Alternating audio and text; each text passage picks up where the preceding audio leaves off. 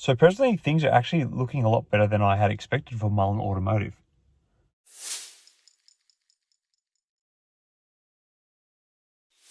Hi again, everyone. Hope you're doing well. So yesterday, obviously, we saw the initial effects of the MULN reverse stock split, where 25 MULN shares became one, and that's opened the bidding up at $1.60 yesterday, which is kind of what we calculated at the day before.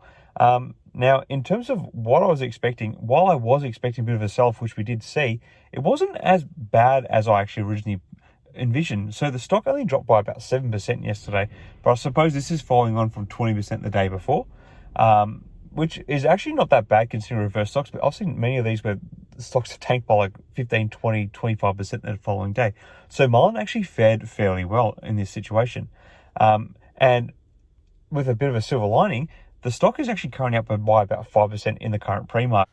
Say what? So there might be a bit of at least initial move back up for the stock. Honestly, though, my actual projection for where MULN is going to go on Friday is it's probably going to stay relatively flat unless there is some sort of significant news catalyst to follow it up. Now, following on with what I expect to happen with the stock since we've had a reverse stock split is that I am expecting short interest to climb in the stock. Yesterday, the stock saw an increase in its short interest by about 3%. However, I think this will actually increase more so next week come Monday because, well, if you're holding a short position, you don't really want to hold it over the weekend and have to go towards your cost to borrow. So you probably are going to hold off until Monday. So we may actually see a bit of a return in the stock price or a rather flat day in trade anyway. But I don't think we'll see any more short interest grow in the stock until next week. And from that point, I actually wouldn't be surprised if we still see the short interest start to pick up again because when the stock was at about 8 cents per share, if you were trying to short the stock, there's not very much further that the stock can go down. However, now that the stock is back at over $1 per share, the temptation to short actually becomes greater. So therefore, there's going to be perhaps more people looking to try and short the stock because they think there's more for the stock to come down.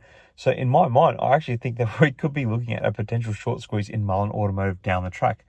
But we don't know yet. We still have to see how things turn out. Anyway, like I said, this is all contingent on there not being any sort of major catalyst come out from the company today.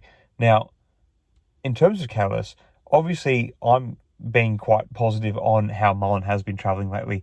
And I think the way MULN undertook this stock split was actually quite clever. So MULN board played it really well. They released several good positive catalysts for the stock in the several sessions leading up to the stock. So obviously we had the developments with the EMM technology and then the $680,000 contract with DC government. Furthermore, then there was the sales of vehicles to University of North Carolina, Charlotte. There was also the $63 million deal with Randy Marion Isuzu.